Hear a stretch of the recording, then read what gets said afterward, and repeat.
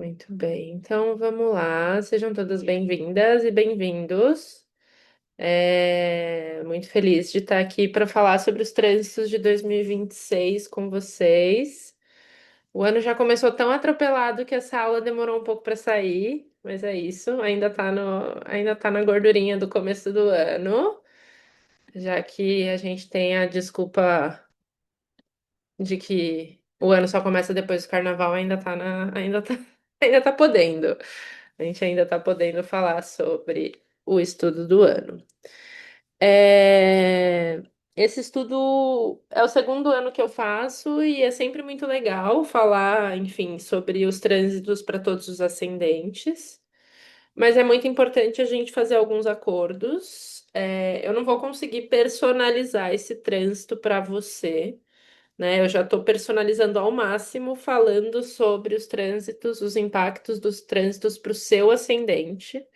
Se você tiver perguntas muito específicas sobre o seu mapa, não vai ser nesse espaço que eu vou conseguir te ajudar. Você pode anotar e trazer numa terça-feira, se você for aluna da Madu, algum plantão de dúvidas comigo, né? Se você for minha aluna, ou me escrever no particular. Mas eu realmente preciso que as dúvidas e os questionamentos sejam um pouco mais gerais hoje, para o ascendente como um todo.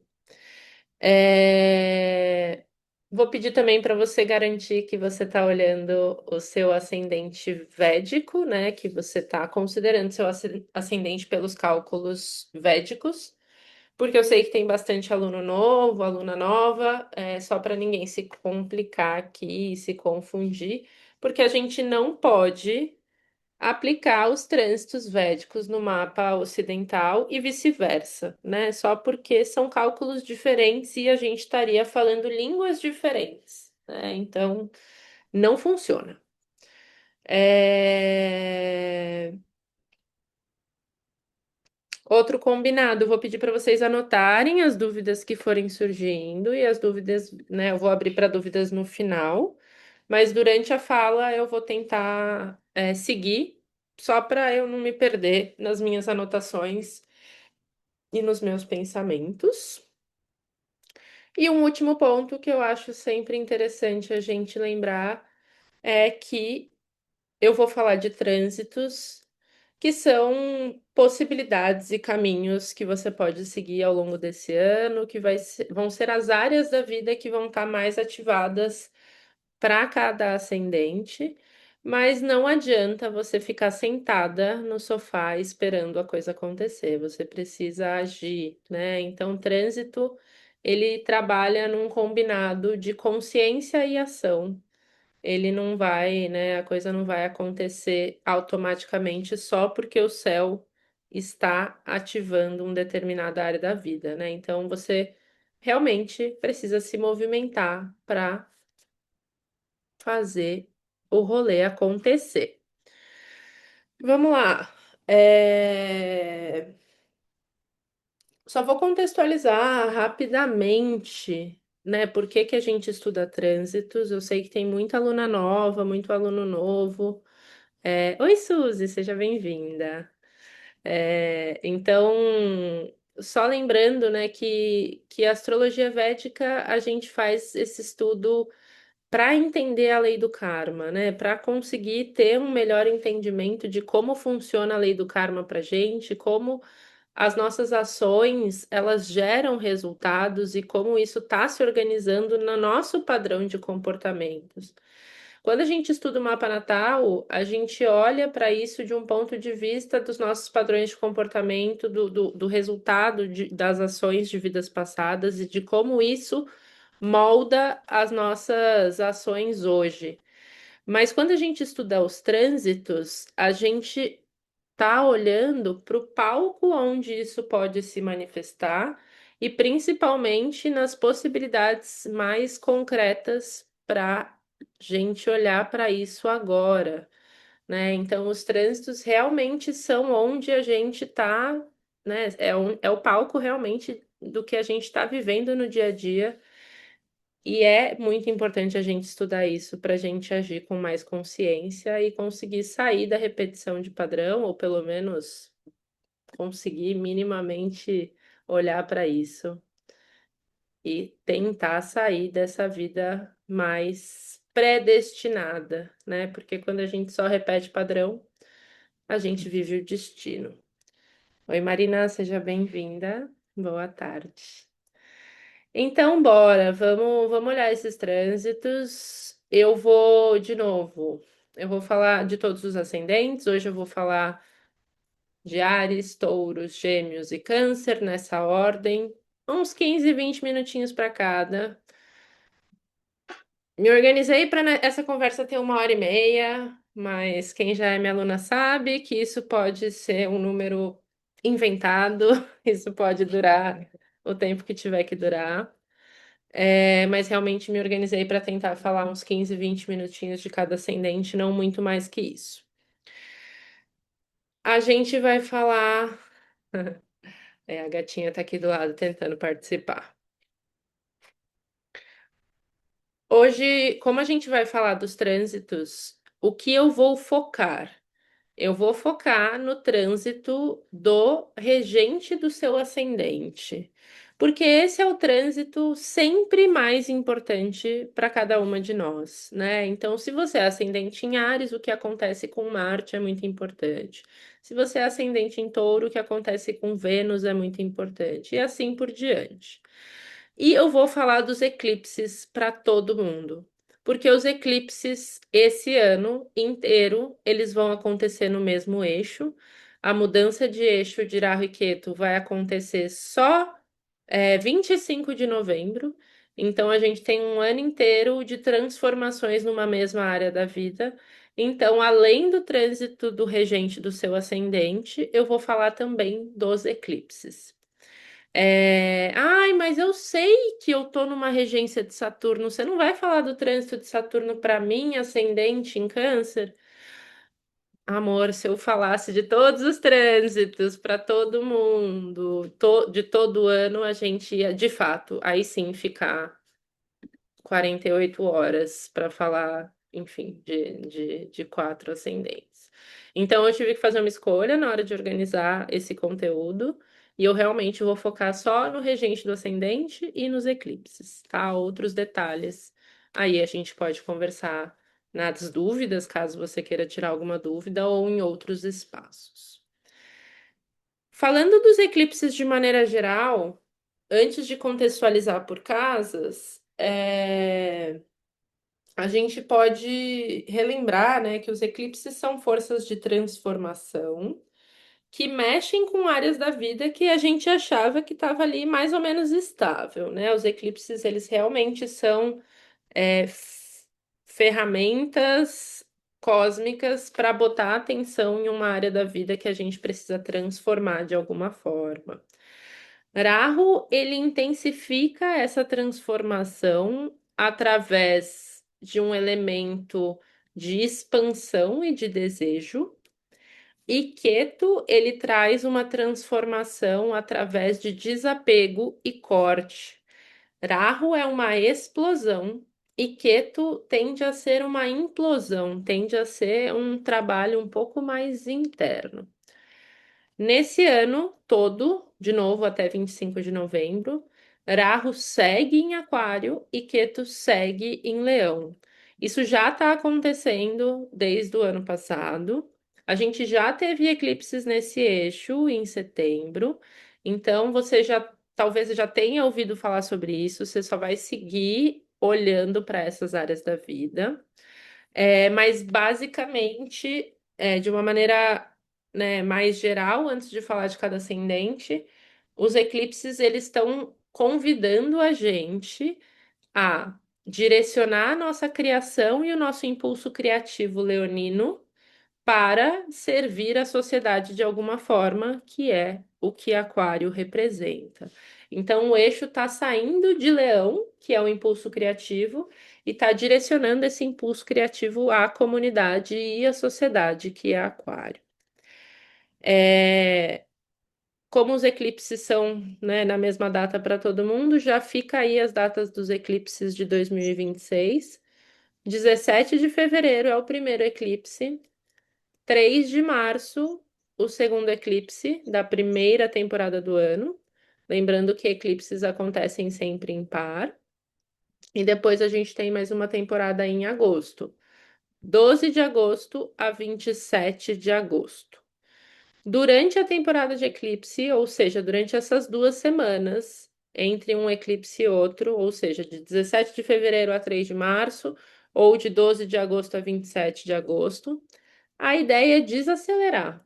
A ideia é que a gente já está falando sobre isso dia 12 de janeiro, para você já olhar a sua agenda e já tentar deixar essas semanas um pouco mais tranquilas, porque as transformações elas vão acontecer, você acelerado ou não. Então é muito mais interessante que você esteja levando uma vida um pouco mais tranquila, para você conseguir observar esses padrões que precisam ser transformados e não só ficar apagando incêndio na hora que o rolê está acontecendo.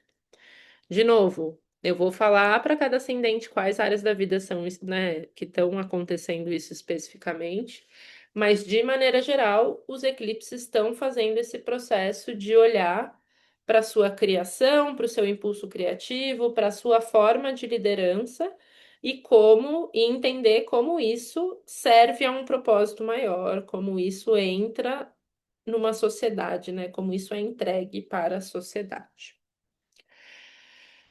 Muito bem. Então, vamos começar com o primeiro ascendente, que é Áries, e que tem como regente Marte. Para isso ficar mais visual, eu vou compartilhar o Paráxaras, mas é isso, não, você não precisa necessariamente entender o que tá aqui. Eu estou compartilhando no meu mapa mesmo, então vocês precisam olhar esse mapa da esquerda, que é o céu, tá? Não o mapa do meio é o meu, não tem nada a ver com a história. A gente vai olhar só para os trânsitos do mapa da esquerda. E, de novo, a gente vai focar basicamente nesse planetinha aqui, que é Marte, né? Que é o planeta que rege o ascendente em Áries. Então, se você tem o seu mapa védico, se você tem esse símbolo nessa casa, que é o símbolo de Áries, ou se você tem o número 1 nessa primeira casa aqui em cima, é o seu momento, né? A gente vai falar sobre o seu ano aqui. Então, falando sobre Marte, sobre os trânsitos de Marte, como eles impactam o ascendente em Áries, é interessante perceber que Marte é um dos planetas relativamente rápidos, então ele fica ali um mês e meio em cada signo. Então, é um movimento mais cadenciado, né? Diferente de alguns grahas que ficam, enfim, um ano ou mais de um ano num signo. Então a gente começa com Marte aqui, né, no meio desse rolê todo que já tá todo mundo meio careca de saber, que é todo mundo em combustão. Essa combustão de Marte vai até dia 30 de janeiro. A gente já virou o ano nesse rolê, né? Marte já virou o ano em combustão, ou seja, muito perto do Sol. A gente pode ver os graus aqui. Hoje, Marte está a 27 graus e o Sol está a 28. Deixa eu só colocar aqui os horários do Brasil. Não que vai fazer diferença, mas só para ajustar o fuso horário. Então a gente vê. É porque aí, ó, Vênus já vai ter entrado às 9 horas da noite aí. Então, Marte está muito perto do Sol. Isso faz com que o início do ano do Ariano tenha sido um início do ano bem movimentado, com bastante energia, talvez um pouco de cansaço físico, porque a combustão causa isso. Agita muito o nosso estado mental, né? Então, o planeta em combustão, no caso, Marte em combustão, faz com que o ariano esteja com um estado mental muito agitado e pede uma purificação do corpo, né? É um período que o ariano pode estar tentando ganhar no grito, né? Principalmente questões conectadas com a sua filosofia de vida, com o que ele sabe, e agora essa movimentação vai começar a migrar para a casa de trabalho a partir dos próximos dias. Ai, perdi minha tela aqui. A partir dos próximos dias, então, Marte vai entrar na casa de trabalho na quinta-feira, então toda essa agitação que pode estar trazendo o ariano para esse lugar de agitação vai começar a migrar para a carreira. Então, é um bom momento para agir, é um bom momento para olhar os seus projetos e fazer ajustes, principalmente em relação ao que você acredita, ao que é importante para você, a sua pegada, né, a sua pegada filosófica e conseguir aplicar isso no seu trabalho, mas ainda com muita cautela, porque está tudo muito agitado, porque está tudo muito intenso, está tudo muito quente, né? Essa combustão ela vai continuar sendo muito forte, é muito, né, grave, assim, até uma distância de 5 graus do Sol até dia 30 de janeiro. Então, até lá vale a pena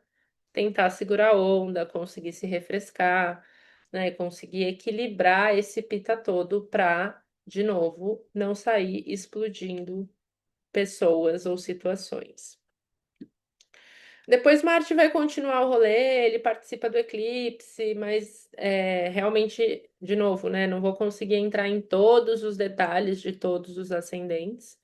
Mas um próximo movimento que é muito importante é aqui em maio. Em maio vai ser um mês muito interessante para os arianos, porque Marte vai passar do dia 11 de maio ao dia 20 de junho, ou seja, 40 dias ali, né? Um mês e meio, que é o movimento padrão de Marte. De 11 de maio a 20 de junho, ele vai ficar sozinho no seu próprio signo de Áries, de boa, ali, sem ninguém enchendo o saco.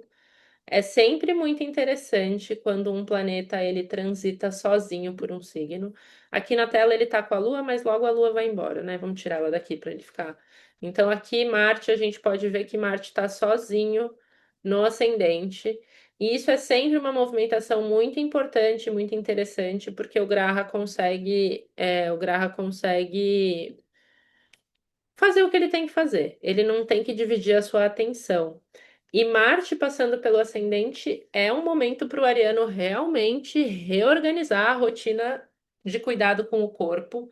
É um momento de sentir muita vitalidade, muita força física, de voltar a sua atenção para o cuidado com o corpo, voltar a sua atenção para essa sua ação no mundo, né? A vontade de fazer as coisas acontecerem.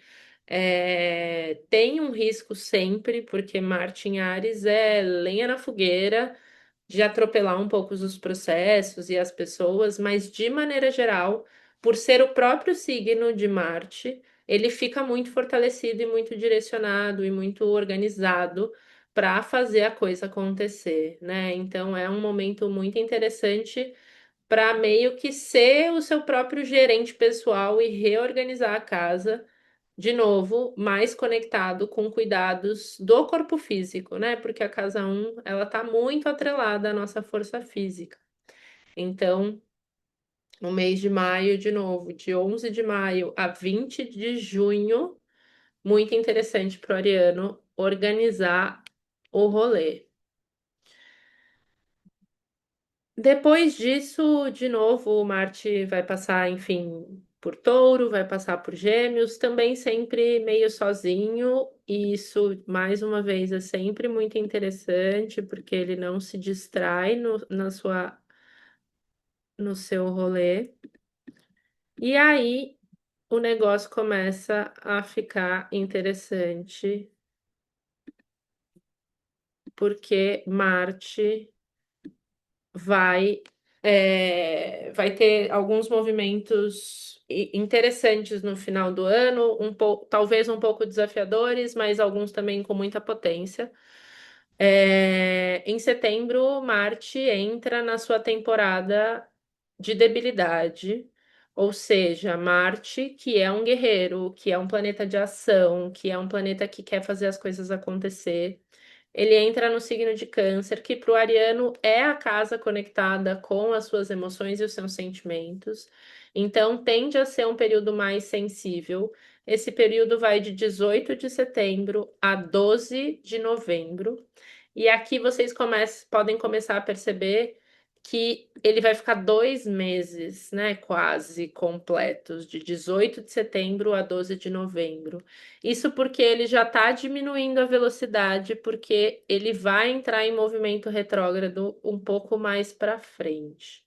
Ai, Nossa Senhora, Marte vai entrar em debilidade, né, que desespero. Não, isso acontece ano sim, ano não. Então, assim, não é nada que a gente precise arrancar os cabelos, mas vale a pena sim observar, porque Marte em Câncer, ele vai ter, né, a gente tem de maneira geral, e o ariano vai sentir isso com mais força por ser regido por esse planeta essa necessidade de olhar para dentro, de olhar para sua base emocional, mesmo que isso irrite, né? Então, imagina lá o soldado doido para ir para o front, doido para ir resolver as coisas e tem que ficar sentado meditando e organizando a vida interna. Então, rola um embate de forças, mas é o melhor período para realmente organizar a casa, né? Recolher as armas,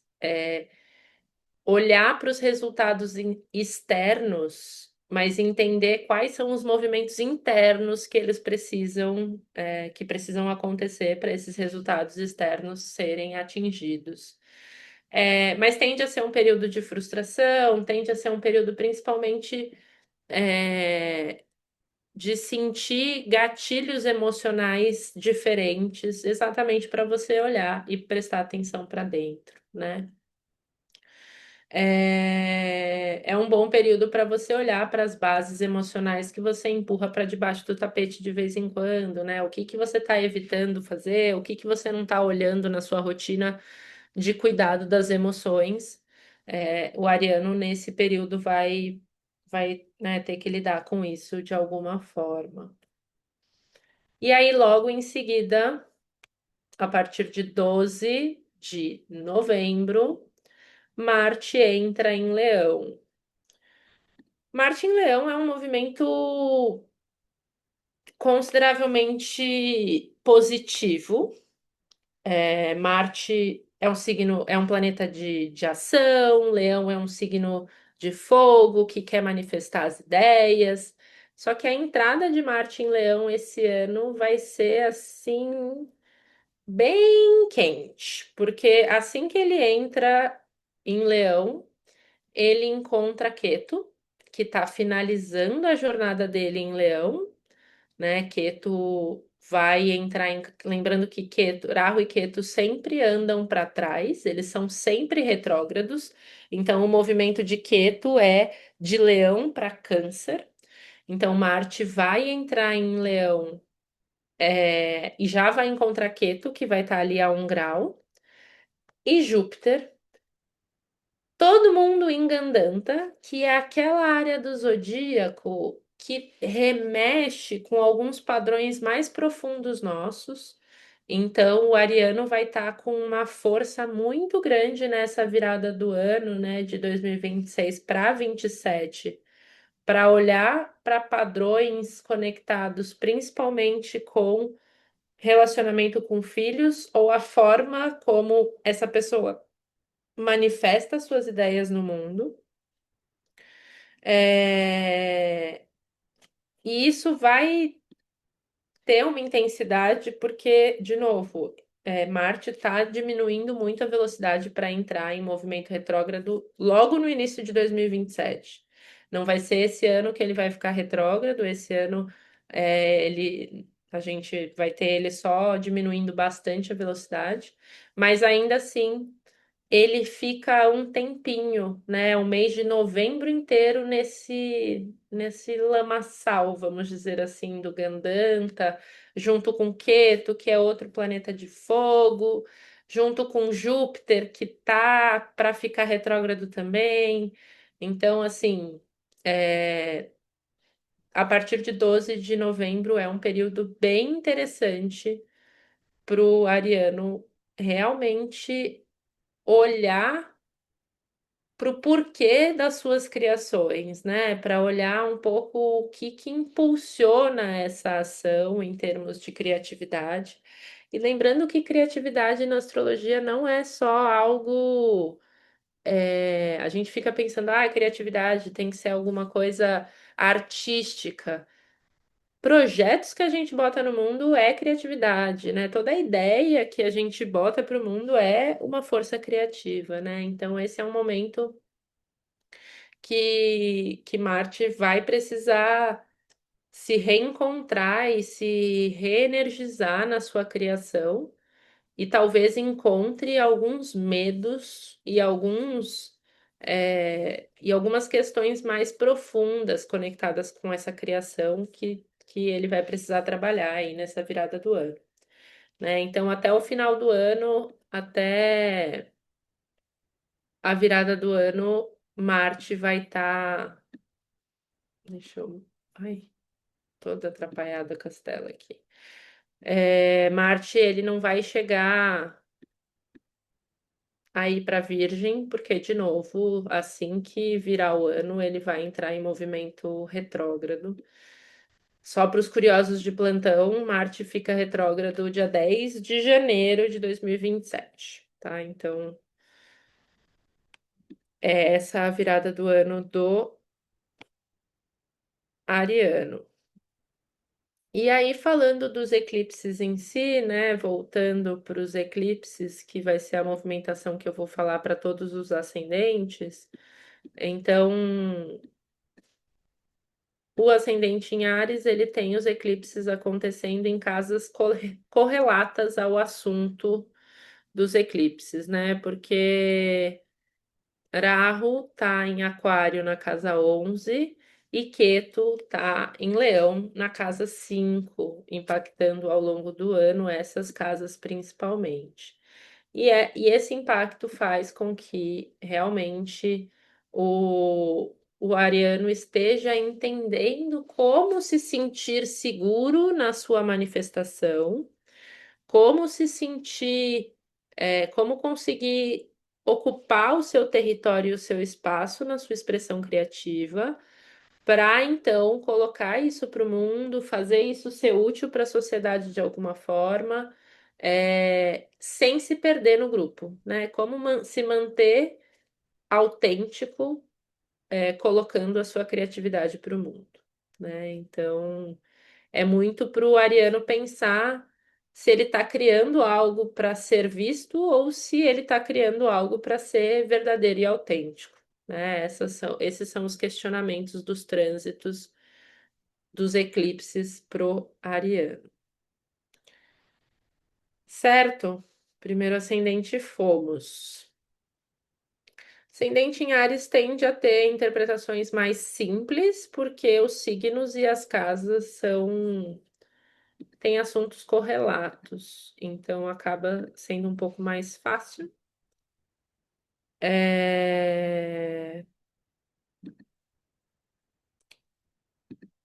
Vamos lá, voltar ao calendário e vamos para o ascendente em Touro. Ascendente em Touro, então,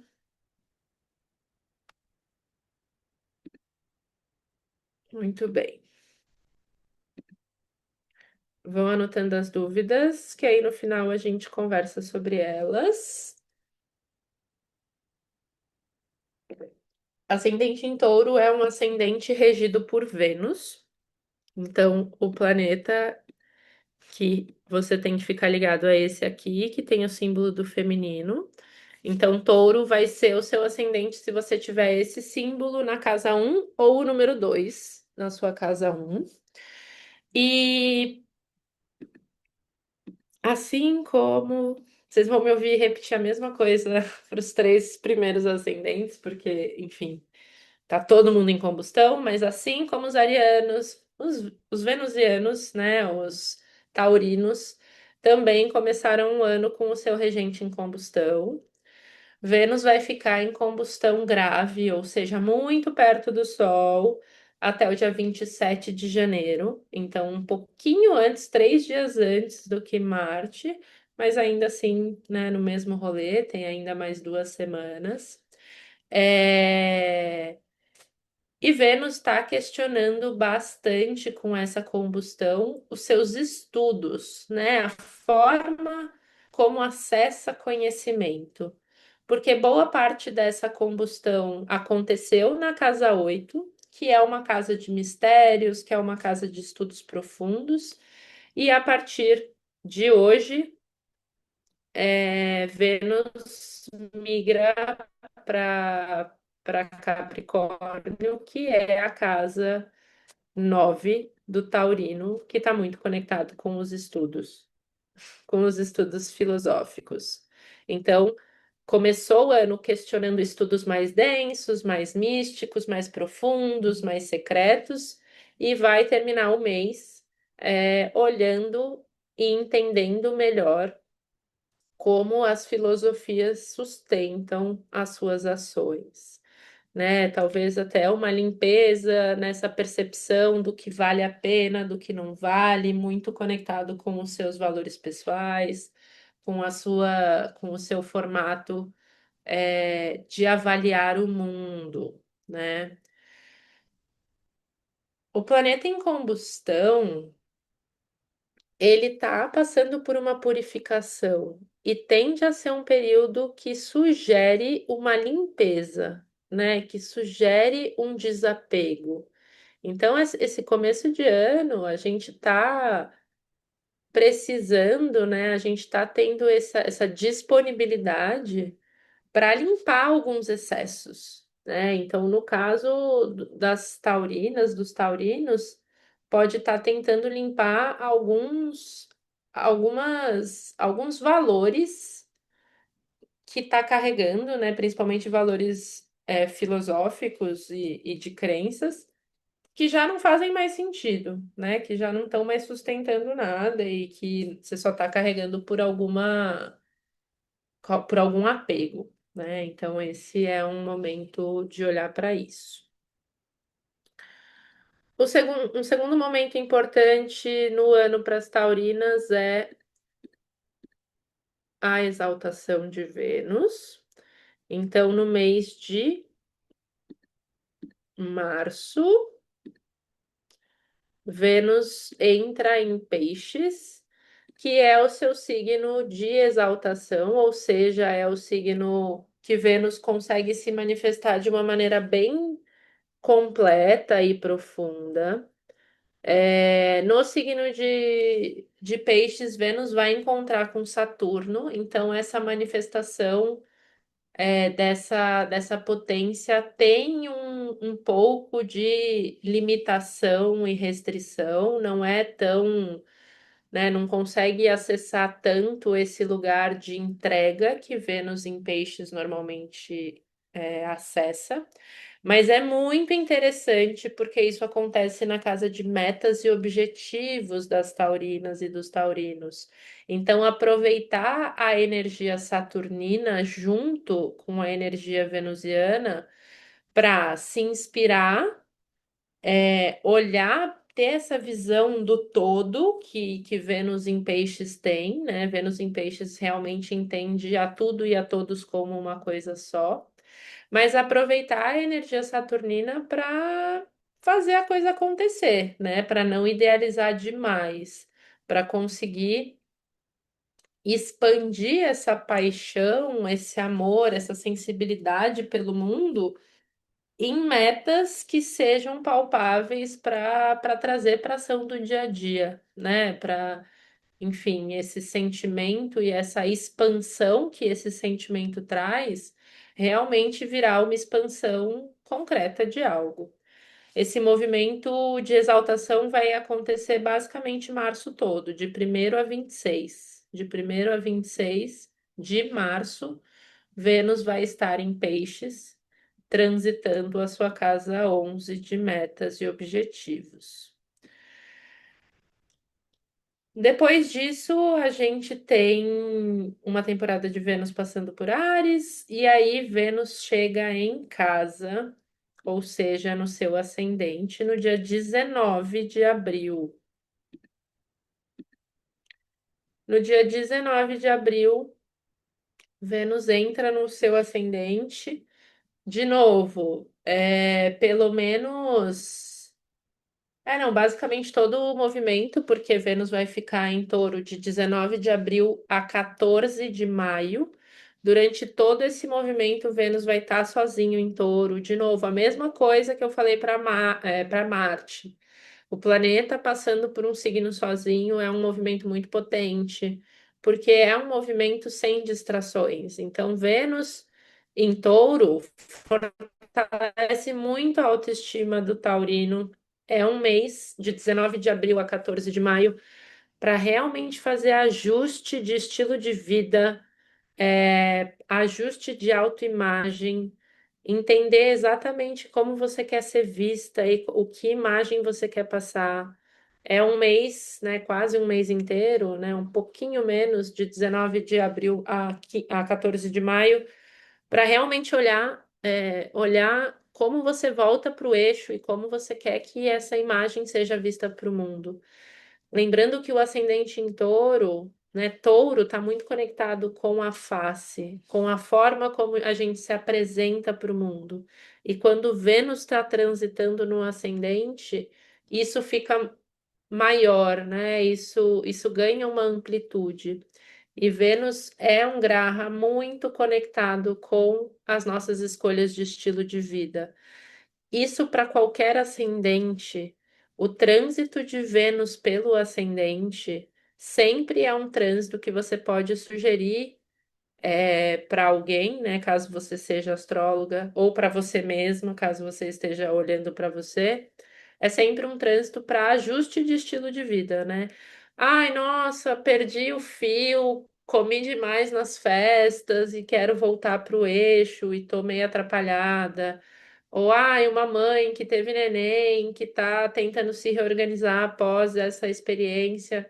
Se você, como astróloga, vê que Vênus está chegando para passar pelo trânsito, pelo ascendente dessa pessoa, essa é uma data interessante para sugerir para ela pôr energia nisso, pôr foco nisso, que o universo, né, que os cosmos estão ajudando e direcionando a atenção dela para isso também.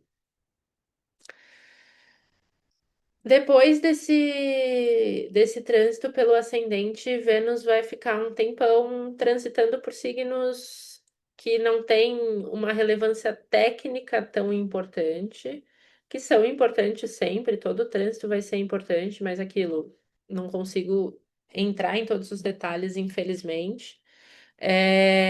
Mas aí Vênus em agosto vai entrar em debilidade. Então, Vênus vai entrar no signo de Virgem, dia 1º de agosto.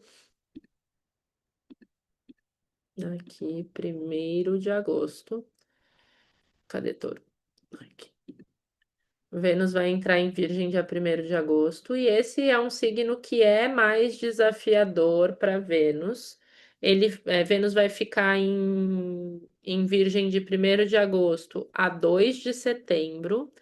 E aqui a gente observa também, é muito interessante ver, porque Vênus em Touro ficou menos de um mês, ficou de 19 de abril a 14 de maio, não chegou a completar um mês.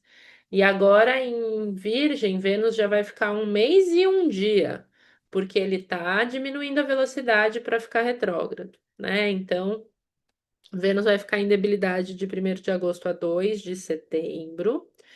E o que que acontece, né? Porque tecnicamente esse movimento é uma debilidade.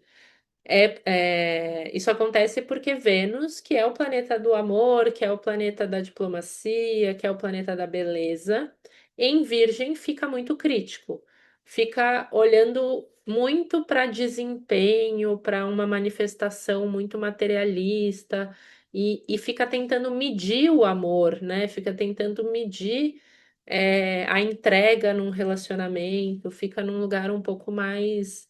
é, Mais prático, né? Isso pode ser um desafio. Vênus, e aí é isso que é muito legal na astrologia, e por isso que eu não consigo personalizar tanto.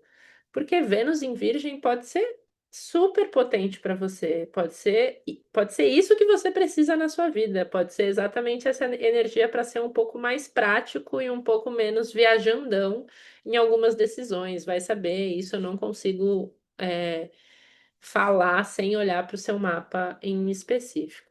Mas de maneira geral, para os ascendentes em touro, Vênus em debilidade, Vênus em Virgem vai estar ativando bastante é, essa curadoria e esse cuidado que pode escalar para uma crítica e para um perfeccionismo mais é, que atrapalha um pouco, né? Porque bloqueia um pouco os impulsos criativos. Mas de maneira geral é um bom momento para organizar a sua criação, para pensar no que quer manifestar no mundo. Ah, quero botar esse projeto, o que que eu preciso fazer para esse projeto nascer? Ou, preciso ser um pouco mais criativa. Quais vão ser os momentos que eu vou me dedicar à criatividade, à criação?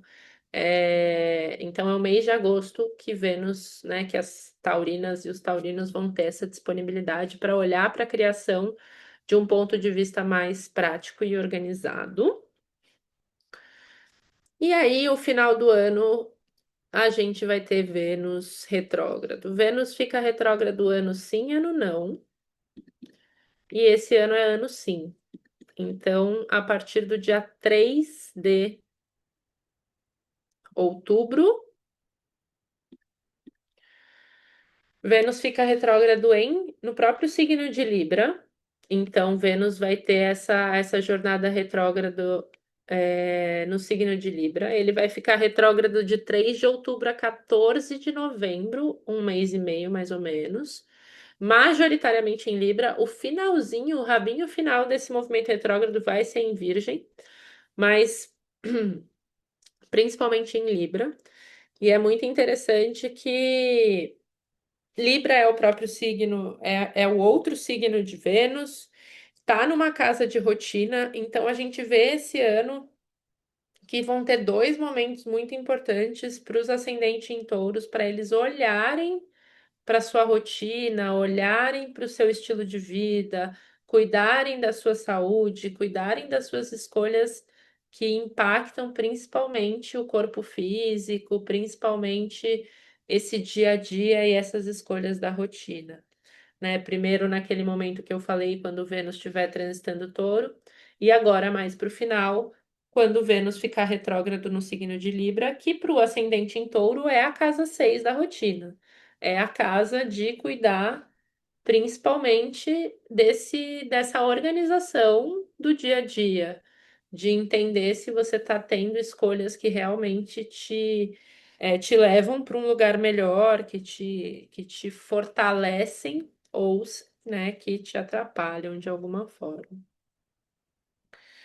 É, obviamente, independente do signo e da casa que isso impacta, Vênus retrógrado de maneira geral, e ainda mais por ser em Libra, vai trazer uma tendência a gente a olhar para os relacionamentos, né? Reavaliar relações, cortar algumas relações que não fazem mais sentido, reforçar algumas relações que fazem muito sentido. E para o taurino em específico, como isso acontece na casa 6, é olhar relações que fortalecem a sua rotina, que fortalecem esse seu dia a dia, relações que talvez te impulsionem para um servir mais autêntico na sociedade, né? Tudo isso é realmente muito sendo muito questionado e sendo muito olhado durante o movimento retrógrado de Vênus. E aí, para finalizar, falando dos eclipses, os eclipses ao longo desse ano, nas datas que eu já comecei falando, né, lá em fevereiro e depois em agosto, os eclipses pro ascendente em touro estão impactando bastante o ambiente doméstico, onde Queto está em Leão, e a carreira, que é onde Rahu está impactando em Aquário.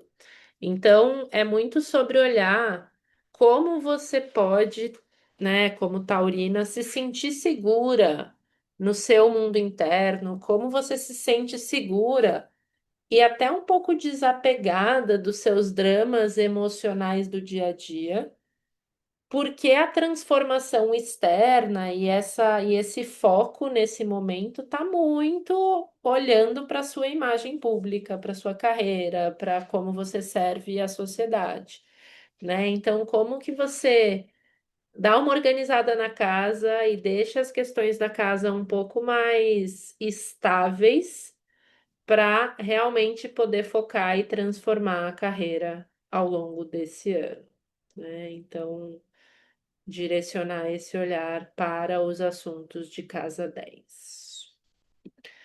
Nossa, gente, eu tô muito orgulhosa de mim, porque depois desse parágrafo tá escrito 20, é que aqui são 10 horas da noite, né, onde eu tô. Mas tá escrito 22h49 e são 22h48 no meu relógio, 17 horas e 48 para vocês. Então, estou muito orgulhosa da minha capacidade de me manter no horário em respeito a vocês, mas principalmente em respeito ao meu sono e à minha qualidade de vida. Muito bem, vamos lá. Geminianas. Sei que tem geminianas por aqui, que eu conheço alguns mapas, então vamos lá falando desse ascendente. Gêmeos, então, tem como planeta principal. Nossa, por que que eu fui parar em dezembro? Deixa eu já. Boa, aqui. Então, Vênus tem como. Gêmeos tem como planeta principal Mercúrio, né? O seu planeta regente é Mercúrio. Então, é Mercúrio, o Graha, que a gente olha com mais cuidado para entender como que a vida da geminiana e do geminiano se desenrola. Mercúrio começou o ano em combustão, assim como Marte, assim como Vênus. Mercúrio vai ficar em combustão intensa até 28 de janeiro. Sinceramente, a combustão de Mercúrio é a combustão mais comum, né? Mercúrio ele sempre fica em combustão 6 vezes por ano, porque ele está sempre muito perto do Sol. Toda vez que ele fica retrógrado, ele vai ficar em combustão. Na hora que ele ficou retrógrado, ele vai ficar em combustão de novo a hora que ele voltar para movimento direto. Então, as geminianas, elas já estão, né? Elas já estão mais acostumadas com essa bagunça, com esse auê, com essa festa, de ter uma energia bem pita, bem solar e bem intensa por perto. Mas de maneira geral, essa combustão, ela, né, tá sempre pegando um pouco na questão de corpo físico, de energia, pode sentir uma energia intensa, mas que também é um pouco fogo de palha, que logo vira num cansaço.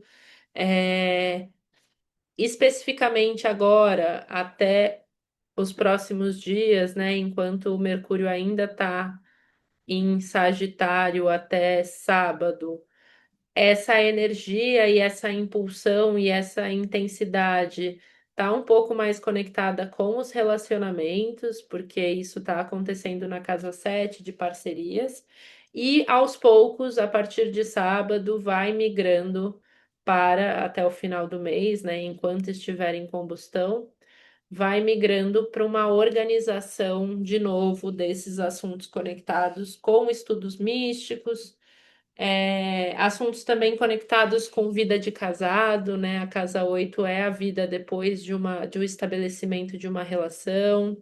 Então, esses assuntos podem estar precisando de uma limpeza, de uma organização, de uma limpeza dos excessos, de uma revisão da comunicação nas relações e nas parcerias e uma transparência para lidar com esses assuntos, né?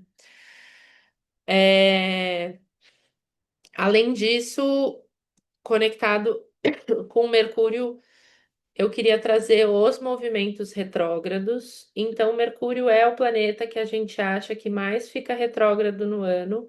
Isso não é verdade. O planeta que mais fica retrógrado no ano é Saturno. Mas como Mercúrio fica retrógrado muitas vezes, né? Ele fica retrógrado, aí ele desfica retrógrado, aí ele fica retrógrado de novo, e ele desfica retrógrado de novo, dá essa sensação que a gente sempre está falando de Mercúrio retrógrado. Mas o que acontece é que Mercúrio fica retrógrado de 3 a 4 vezes por ano. Esse ano ele vai ficar retrógrado 3 vezes. E Mercúrio sempre fica retrógrado em signos do mesmo elemento. Então, esse ano, os 3 movimentos retrógrados de Mercúrio vão ser majoritariamente nos signos de ar, que para os ascendentes em Gêmeos são exatamente as casas que estruturam o eu, porque é a casa 1, 5 e 9. O primeiro movimento retrógrado do ano vai ser em Aquário, eu já vou falar as datas. O segundo movimento retrógrado do ano vai começar em Câncer, mas logo vem para Gêmeos. E o último movimento retrógrado de Mercúrio do ano vai ser em Libra. E essas casas formam um triângulo, né, um tricona conectado com o Dharma. Então, esses 3 movimentos retrógrados vão fazer o geminiano questionar bastante as suas dinâmicas, principalmente conectadas com as suas crenças e filosofias, a forma como o geminiano expressa a sua verdade para o mundo. Movimento retrógrado é movimento de revisão, é movimento de olhar para trás e ver o que funcionou e o que não funcionou. Então, é muito potente para o geminiano, durante essas temporadas, realmente reavaliar as suas crenças e adaptar o seu discurso em relação a isso, porque lembrando que Mercúrio é o Graha, né? É o planeta da comunicação. O primeiro movimento retrógrado de Mercúrio vai acontecer de 26 de fevereiro a 20 de março. E o primeiro movimento retrógrado vai ser um pouco intenso, porque vai ser durante uma temporada de eclipse. Então vai estar todo esse povo em aquário fazendo o geminiano questionar as suas filosofias, a sua base filosófica, se ainda faz sentido, o que que precisa explorar, o que que precisa pôr no mundo, né? Esse movimento retrógrado também é muito os movimentos retrógrados tendem a ser muito práticos, assim, de questionar se você está fazendo alguma coisa com aquela informação, se você está fazendo alguma coisa com aquele movimento, né? Se você está botando isso para o mundo de alguma forma. Então, o primeiro movimento retrógrado de Mercúrio para o Geminiano e para a Geminiana, muito atrelado às filosofias e aos estudos. De novo, do dia 26 de fevereiro a 20 de março. O segundo movimento retrógrado do ano vai ser de Mercúrio, vai ser de 29 de junho a 24 de julho. Ai, já esqueci. 29 de junho a 24 de julho. Então, aqui a gente vê que, mais uma vez, ele começa o movimento retrógrado em Câncer, só que aí ele tá bem no comecinho de Câncer, ele tá a 2 graus, né? Então, logo em seguida, uma semana, né? Ele fica uma semana em Câncer e 2 semanas de volta em Gêmeos. E esse movimento retrógrado, então, de Mercúrio em Gêmeos faz a geminiana e o geminiano questionar principalmente marca pessoal e imagem para o mundo, né? Porque a casa 1 é essa casa que a gente se mostra para o mundo. E esse movimento retrógrado vai estar questionando realmente como você se mostra para o mundo, né? Cuidar da sua marca pessoal, olhar como você qual é esse personagem que você expõe para o mundo, né? Quais são o que de você quer que seja exposto, e o que você quer manter um pouco mais no ambiente privado. E o último movimento retrógrado de Mercúrio esse ano vai ser dia 24 de outubro a 13 de novembro.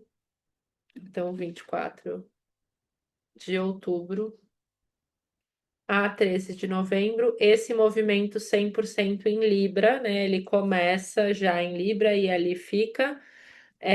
Vai ser concomitante com o movimento retrógrado de Vênus. Esse vai ser, desculpa, esse vai ser um período que vai ter mais planetas retrógrados no céu ao mesmo tempo, essa virada de outubro para novembro. Então, é um momento também que a gente vai sentir quase como se o ano, né, essa virada, essa sensação de virada de ano, de revisar metas e tudo mais, vai ser um pouco mais cedo esse ano também, né? Vai ter essa força vai estar mais em novembro, porque, de novo, o comecinho de novembro vai ter três planetas retrógrados ao mesmo tempo. Especificamente para o geminiano, questionando as suas criações para o mundo. Né? Achei bem interessante que o movimento retrógrado começa em Aquário, que para o geminiano é essa força filosófica, depois passa pela marca pessoal e finaliza o ano realmente questionando a sua entrega para o mundo. Casa 5, criatividade, criação e criatividade. Então, reavalia a sua capacidade de botar suas ideias no mundo. Voltando na linha do tempo, então, Mercúrio ele vai passar por pela debilidade, que também é um movimento que acontece todos os anos aqui. Peraí, que eu tô aqui. Então, voltando na linha do tempo, né? Porque eu fui lá para frente por causa dos movimentos retrógrados, mas voltando para a cronologia, então Mercúrio vai passar pela sua debilidade, que é o signo de Peixes, do dia 11 ao dia 30 de abril. Então, Mercúrio tem esses presentinhos, né? Porque apesar dele ser muito louco, às vezes ele passa rapidinho por uma dificuldade. Então, ele vai passar ali 19 dias em debilidade esse ano, do dia 11 ao dia 30 de abril. É, é uma temporada que acontece todos os anos, Mercúrio vai passar todos os anos em peixes, então, de novo, não é algo para se desesperar. Eu, por exemplo, não tenho nada a ver com ascendente em Gêmeos, mas o movimento de Mercúrio em debilidade para mim é maravilhoso. É um momento que eu consigo mais me comunicar. Não sei se as pessoas me entendem, mas eu me sinto muito empoderada na minha comunicação quando o Mercúrio está passando por peixes, né? Isso só para ilustrar que um planeta em debilidade não necessariamente é ruim, né? Ele só tem uma lógica controversa ao que ele normalmente entrega, porque Mercúrio é racionalidade. E em peixes, ele tem que aprender a ser intuitivo, ele aprende a ser mais emocionado, né? Então, o geminiano vai ter esses 20 dias, né? Esses 19 dias para olhar para a carreira dessa forma menos linear durante o mês de abril. Vai ser logo depois de uma temporada de eclipse, né? Um mês depois de uma temporada de eclipse, então é um bom momento para olhar para essa carreira de uma forma um pouco mais fluida, com a intuição superando um pouco a razão, né? Com essa capacidade de olhar para a carreira de uma forma mais livre, né? É um convite realmente para confiar um pouco mais na sensibilidade, para confiar um pouco mais nessas sensações. É, Depois disso, a gente tem Mercúrio em exaltação, né? Eu falei um pouco sobre Mercúrio em Gêmeos por causa do movimento retrógrado, lembrando que quando Mercúrio estiver em Gêmeos, que vai ser ali no mês de julho, praticamente inteiro, né? De 29 de junho a 24 de julho, que ele vai estar retrógrado no ascendente, é sempre um momento bom para olhar para o corpo, para questões conectadas com força física. E aí, em setembro, Mercúrio fica em exaltação, que é no signo de Virgem. Então, Mercúrio ele vai passar por Virgem de 7 a 26 de setembro.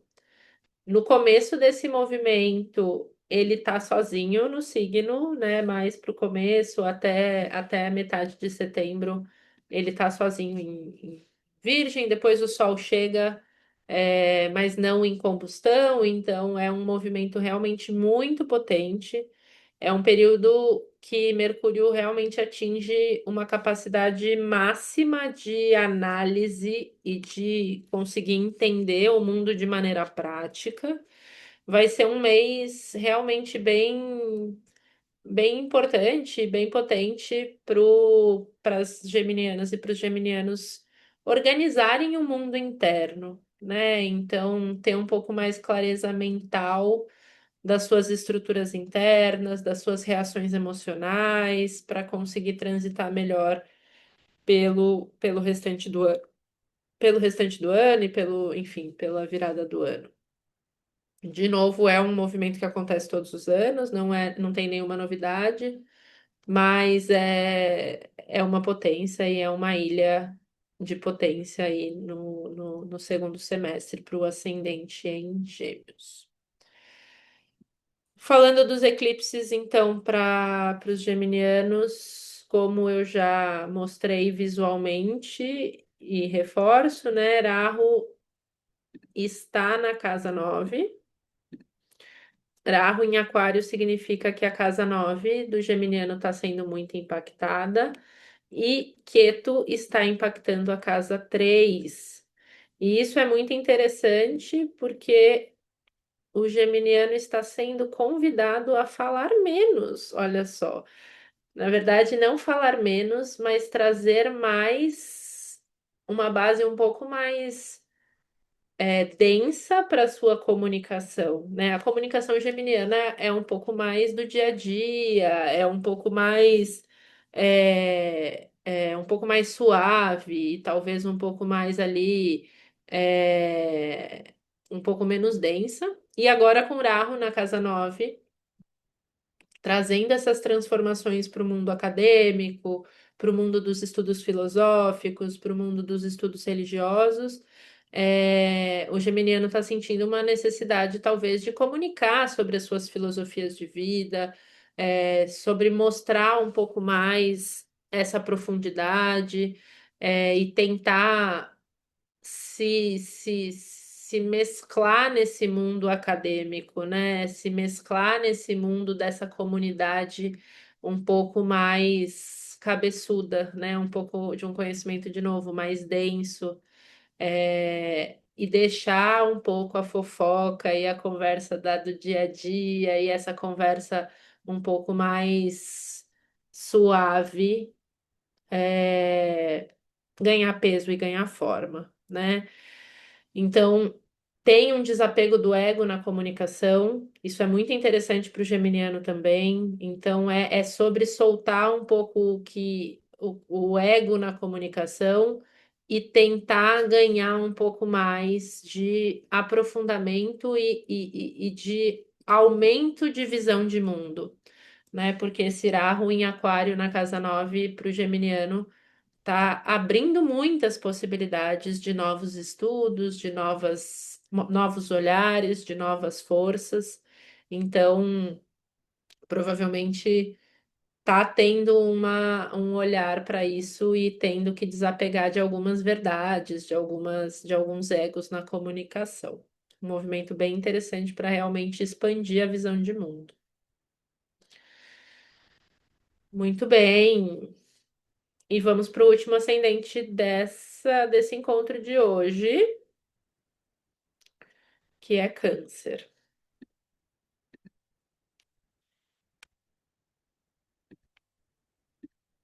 Vamos lá, então, Câncer. Câncer, eu começo a conversa diferente porque não tem ninguém em combustão, a lua não fica em combustão, a lua tem as luas novas, né, todo mês. Então a gente não começa a conversa da mesma forma. Mas a gente começa falando da lua cheia do dia 2 de fevereiro. Aqui eu vou colocar dia primeiro só para a lua ficar aqui, mas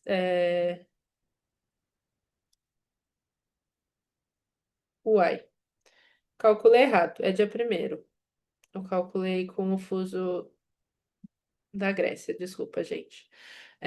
Então, a lua cheia é do começo de fevereiro, que vocês podem confirmar a data na agenda astrológica, é uma lua cheia que vai acontecer no ascendente, e é quase como se fosse, de fato, o ano novo para as cancerianas, né? Então, a lua cheia no ascendente, ela intensifica muito a clareza de como você quer brilhar no mundo, de como você quer que a sua luz seja vista pelo mundo, porque o sol está oposto à lua, iluminando essa lua que está em casa, que está no seu próprio signo de câncer, que está muito fortalecida, que está muito capaz de fazer a coisa acontecer e a coisa ser manifestada, né? É um dia, assim, o comecinho de fevereiro, né? O finalzinho de janeiro, o último dia de janeiro, os 2 primeiros dias de fevereiro, são dias para ficar um pouco mais recolhida. Picos de lua tendem a ser dias que a ideia é a gente ficar um pouco mais observando do que agindo, se possível. Mas com certeza, logo em seguida, a canceriana pode ter essa capacidade muito grande, esse desejo muito grande por fazer a coisa acontecer, né? Porque foi nutrida, porque foi iluminada, durante a lua cheia. Então a ideia é realmente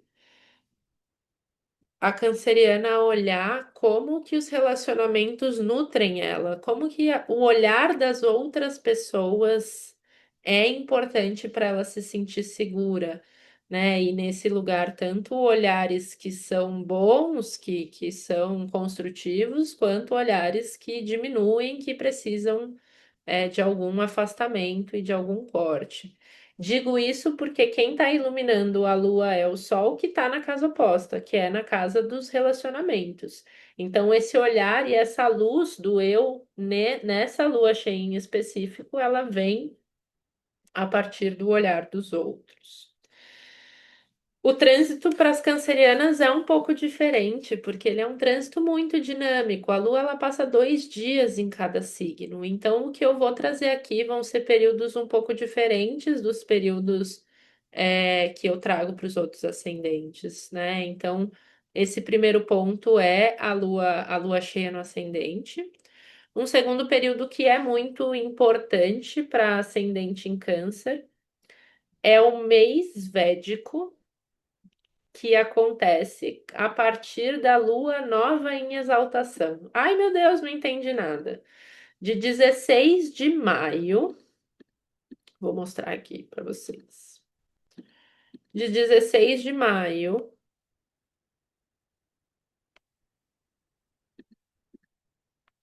até 15 de junho é um mês védico, ou seja, o calendário védico é um calendário lunar e ele é calculado, pelo menos a linha que eu sigo, de lua nova a lua nova. E esse mês védico, que é um mês védico muito potente para as ascendentes em Câncer, começa com a lua nova em Touro, porque a lua fica muito fortalecida em Touro. Tirando Câncer, que é o próprio signo, Touro é o outro signo que a lua fica muito fortalecida. E esse mês, que começa com uma lua fortalecida, é um mês de fortalecimento para ascendente em Câncer, principalmente para estabilizar as suas emoções e conseguir ser mais estável nas suas entregas, e conseguir ser mais estável no seu dia a dia, principalmente pensando nas suas metas e objetivos, porque Touro tá na casa de metas e objetivos. É, Esse é o segundo ano novo das cancerianas, então as cancerianas elas têm 2 anos novos, logo no começo do ano, um na virada de janeiro para fevereiro, e esse outro ali do da metade de maio, de 16 de maio a 15 de junho. E esse mês védico específico, que eu tô falando que começa com a lua em touro, é realmente muito potente para já sair fazendo coisas, né? Para já ter pensado nos projetos nos outros meses anteriores e realmente já plantar sementes, né? É um mês muito fértil. A lua nova em touro e todo esse mês que se segue é um mês de muita fertilidade, de muita disponibilidade para fazer as coisas nascerem.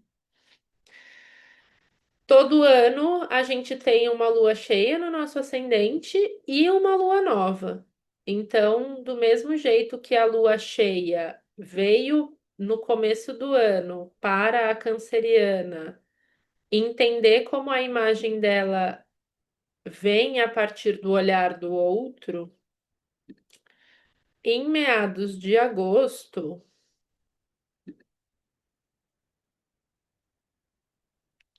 ai, passei uma semana, aqui no dia 12. No dia 12 de agosto, vou pôr antes só para a lua ficar aqui também. A gente tem uma lua nova em Câncer, né? Então, esse é um período de muita introspecção. Então, a metade de agosto, né? E lembrando que nunca é só no dia, é uma energia que começa uns dias antes, vai até uns dias depois. Como o movimento da Lua é muito rápido, eu diria ali do dia 10 ao dia 15 de agosto, são dias que a canceriana e o canceriano podem se sentir muito aprofundados e ensimesmados na sua própria identidade emocional, né? É realmente outro convite de reinício, um convite de um reinício um pouco mais interno e mais de ajustes emocionais, de se reconectar com as suas necessidades emocionais. Aqui na Lua Nova não tem nada refletindo no outro, é a sua necessidade pela sua necessidade, sem interferência das expectativas externas. Então, é realmente muito potente para organizar esse mundo interno a partir das escolhas do que está acontecendo em volta, né? E aí, para não dizer que os cancerianos são meus favoritos, e nossa, nada de desafiador no ano, enfim, ser canceriano e ter esses ciclos tão intensos, eu já acho desafio suficiente. Mas todo ano o canceriano ele passa por um mês védico que começa com uma lua em debilidade. E isso vai acontecer em dezembro. Na verdade, isso vai acontecer na virada do ano, porque começa em dezembro e termina em 2027. E isso vai acontecer do dia 9 de dezembro. Então, no dia 9 de dezembro, a Lua, ela, na verdade, começa no dia 8, desculpa, no dia 8 de dezembro, a gente tem uma Lua nova em Escorpião, que é um ambiente muito intenso para a Lua, né, e para as cancerianas de maneira geral, porque o signo de Escorpião ele vai para altos muito altos e baixos muito baixos. E esse mês como um todo, né, que vai do dia 8 de dezembro até a primeira semana de janeiro de 2027, tende a ser um mês que as cancerianas elas se expõem a intensidades emocionais é, muito intensas, né? Intensidades emocionais muito intensas. Não ficou muito boa a construção dessa frase, mas vocês entenderam. Principalmente conectadas com esse desejo de expor a sua criatividade no mundo. Pode ser que que emoções ocultas possam vir à tona de uma maneira um pouco descontrolada e é, um pouco mais colorido, mas um colorido que sai um pouco do controle. Essa casa também é uma casa de romances, então pode vir um desejo por viver paixões, por viver essa intensidade, de uma maneira realmente mais descontrolada. É um período interessante para fazer práticas mais de autocontrole, né? De purificar alguns desejos e algumas paixões e conseguir observar o que disso faz sentido você agarrar e viver com intensidade e o que é só uma movimentação que te tira um pouco do eixo, né? Então, esse último mês védico do ano traz esse colorido um pouco mais intenso para as cancerianas e começa dia 8 de dezembro. Os eclipses. As cancerianas têm que aproveitar bastante os eclipses desse ano, porque a partir do ano que vem é no ascendente. Mas isso é uma conversa para o começo do ano que vem.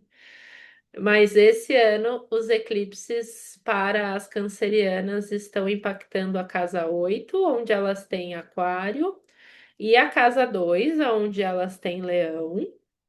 E esses eclipses, eles desapegam um pouco a canceriana da sua necessidade de dar conta de tudo e colocam a canceriana para aproveitar um pouco mais e observar um pouco mais o suporte dos outros e entender um pouco mais como que o outro pode também ser suporte. Porque Ketu tá numa casa 2, que é a casa de família e é a casa de você gerir a sua vida e os seus valores e as suas finanças, e ele tá te desapegando um pouco disso ou organizando isso para ser um pouco mais estável. Irahu tá querendo aprofundar e mergulhar nessa casa 8, que é uma casa do suporte dos outros, que é uma casa do suporte dos outros até em níveis um pouco mais sutis, por exemplo, através do misticismo, através de conhecimentos é, mais sutis, conhecimentos ocultos. Então, a canceriana pode sim confiar bastante na sua intuição ao longo desse ano, porque está muito, muito disponível para esse desenvolvimento e para olhar para esse mundo de novo, de tudo que não é de tão fácil acesso.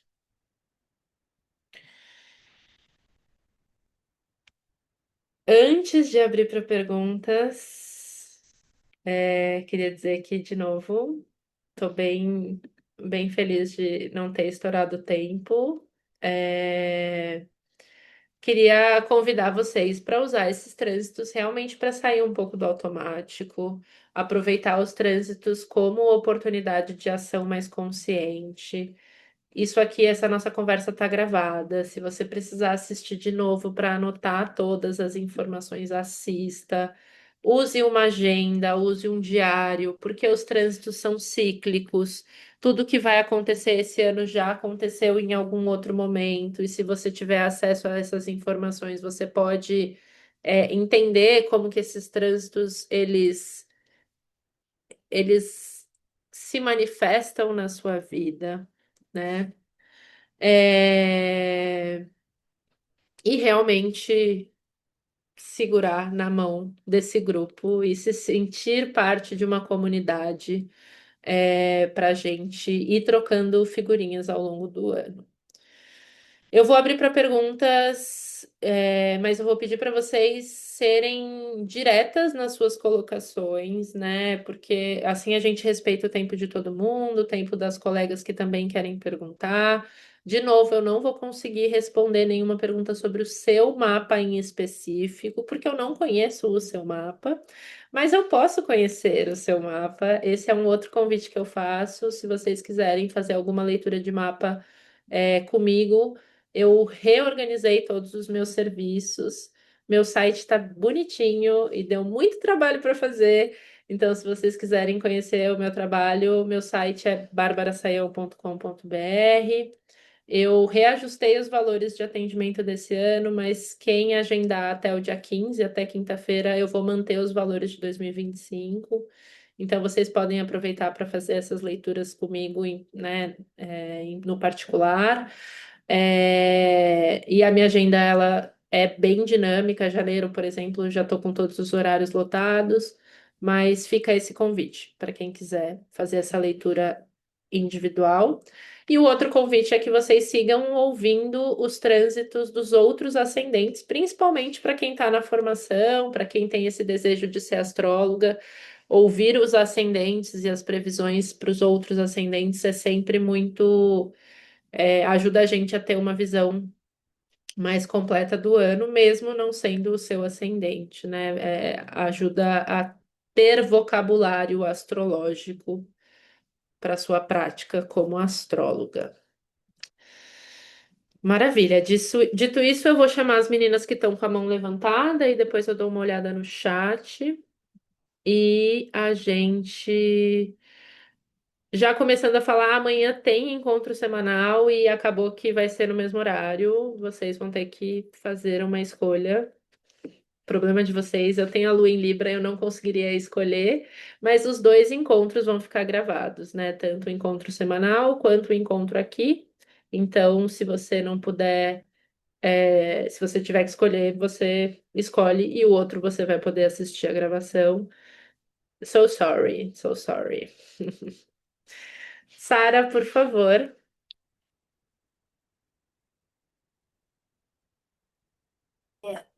Eu peço desculpa porque eu estou com a câmera do meu computador com defeito, então eu não vou poder aparecer. Mas eu estou Sem aqui problema. presente e gostaria de entender melhor, Bárbara, como que funciona a avaliação desses trânsitos com os trânsitos nossos, por exemplo. Eu estou num período, trânsito não, um período de regência. Eu tenho um Uhum. período e a subregência. Sim, Lua e o trânsito de Júpiter. sim. Então, eu fico assim um pouco confusa de analisar isso dentro do Astacavarga, com esses trânsitos do ascendente. Deu uma misturada. Tá. Se você puder. É, claro, claro. Vamos lá. Então, essa conversa ela realmente é a mais básica possível para poder abarcar todos os ascendentes, né? A interpretação para todos os ascendentes. Para quem já tem um pouco mais de vocabulário astrológico, é, existem outros trânsitos que são relevantes para você, que são os trânsitos dos planetas da sua regência, do Vinchotari. Então, você falou da Lua e Júpiter, além do regente do seu ascendente, esses também são grahas importantes para você acompanhar no contexto do seu ascendente. Então, por exemplo, você falou de regência de Lua. O que eu falei para o canceriano não necessariamente é o que vai impactar você, porque eu falei da estrutura das casas pro ascendente em câncer. Esse já é um estudo muito mais personalizado que você vai precisar fazer. Você pode fazer tanto assistindo às aulas, enfim, ou realmente procurando um astrólogo para ler o seu mapa. E o Ashtaka-Varga é a outra camada que você também pode personalizar esses trânsitos para entender se o trânsito é mais desafiador ou mais potente para você, dependendo da pontuação que o planeta tem passando por um signo. Mas isso, infelizmente, eu não vou conseguir, eu não vou conseguir trazer para você, porque é do seu mapa, pro seu mapa, bem individualizado. Mas só para você conseguir organizar essas informações, eu focaria primeiro para entender os trânsitos do regente do seu ascendente. E aí, passo a passo, você vai entendendo os trânsitos dos regentes dos períodos e depois você vai inserindo a pontuação do Ashtaka-Varga. Não, é porque eu estou preenchendo a agenda, estou entrando no curso de formação agora de 26. Então, eu estou preenchendo a agenda, e na agenda tem os trânsitos normais, né? Que é passível de todos. Então, dentro desses trânsitos, eu estou tentando colocar o Asta Varga para ver essa influência desses trânsitos. Então, Sim, além de, que, na verdade, você está fazendo uma análise só pelos ascendentes, mas é baseada nesses trânsitos que está sim. dentro da agenda. Sim, os mesmos É o mesmo trânsitos da caso. agenda, sim, sim. Então, Os assim, trânsitos são só um. Aham. só um. Então, assim, eu vou colocando o Asta Varga dentro desses trânsitos e, né, isso aí é uma análise particular que você está fazendo do ascendente, e não necessariamente uma outra análise, né? É o mesmo trânsito. Por exemplo, É, meu Vishotri. o Não, céu é o mesmo, o trânsito é o mesmo, a única não, mas eu diferença. digo assim, o Vishotri, para mim, eu estou no trânsito de Júpiter e subregência é Lua. Então, como eu analiso esse trânsito que está agora no céu com o meu Vishotri? É isso que eu não consegui entender. Você vai ter que olhar além. Qual é o seu ascendente? É Áries. Então, além de tudo que Meu eu falei ascendente é de Áries. Marte, tá. Além de tudo que eu falei de Marte, também é importante para você o que está acontecendo com Júpiter no céu.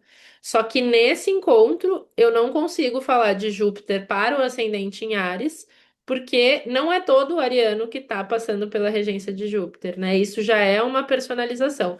Mas você que tem a agenda, você pode acompanhar também o que está acontecendo com Júpiter mais de perto, porque para você isso é importante, Ok, tá bom? ok.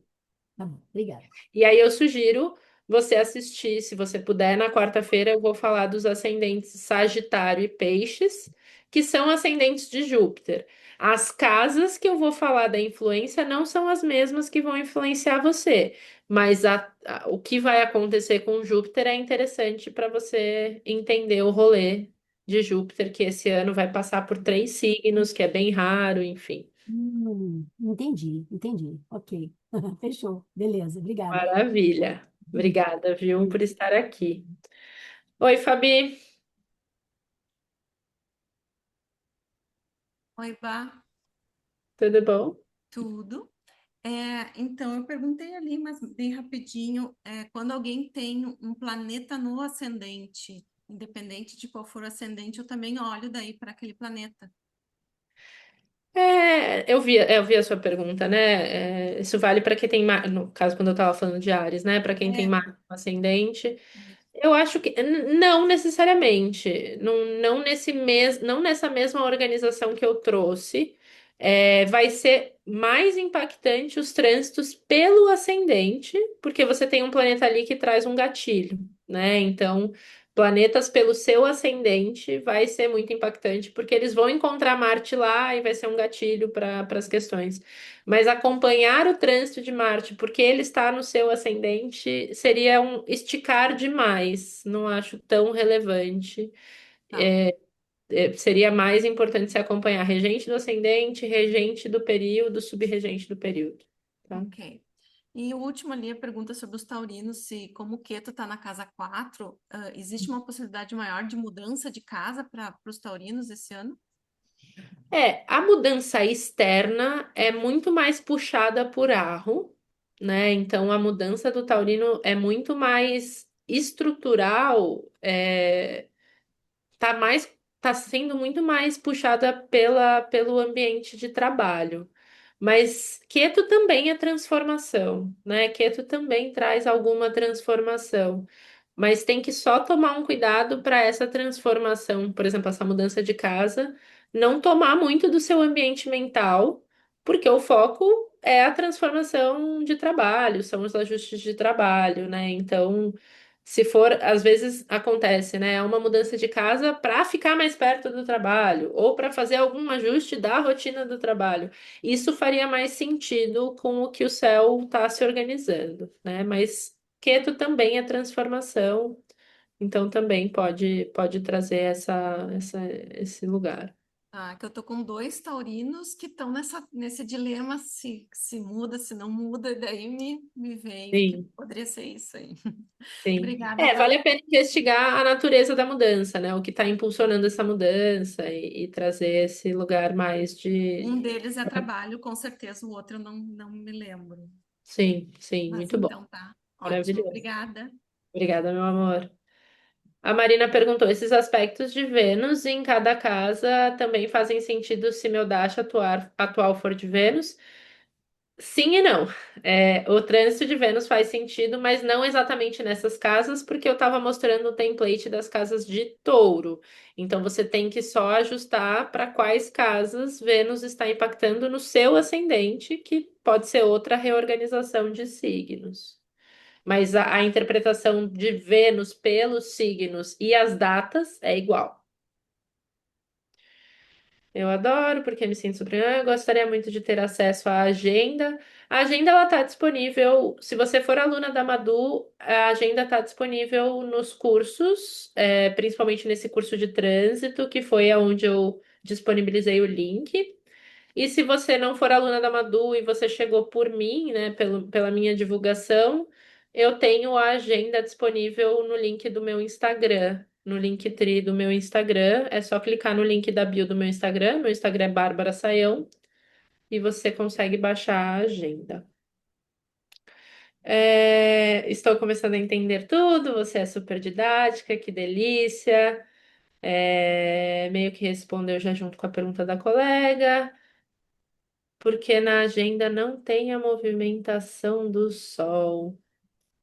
Deixa eu ver aqui a agenda, que é aquilo, né? Erros acontecem. Então, pelo amor de Deus, meu coração já fica palpitando quando vocês me falam uma coisa dessa.